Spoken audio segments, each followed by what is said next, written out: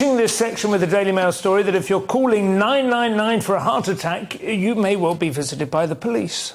Yep, NHS is sending police officers to heart attack call-outs due to paramedic shortage.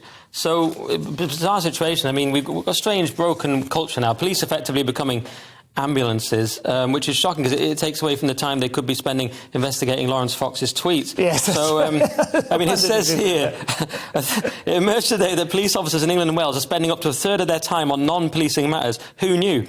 Including picking up the NHS staff workload. So it's pointing out that they're pulled away from tackling crime and mental health crises and bad tweets to see cardiac arrest patients. Yeah.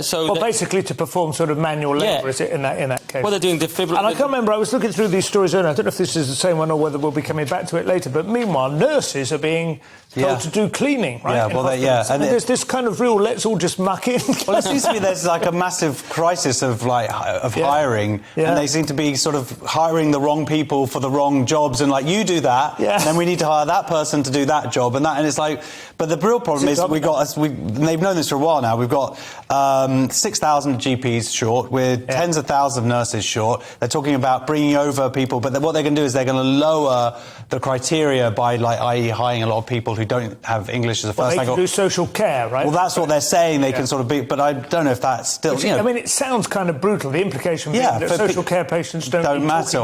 Which is ridiculous, of course. And so it's a problem. And again, this is all from Steve Barclay, who's the new health secretary, and they're saying it just seems like there's a theme here of there are decisions that need to be made now. What it always seems as well with the NHS and with all this kind of stuff is that you would think, with the advances in computing technology in the last 40 years, running a decent database and organising, but you know what I mean? If you won't go into a Manpower or whatever, one of those temp agencies, and you tell them your skills and then they will find you appropriate work on a daily basis. But it seems like they're getting worse at it, if anything. But this is like years, there's just years of lack of training, and we just don't have enough people coming out.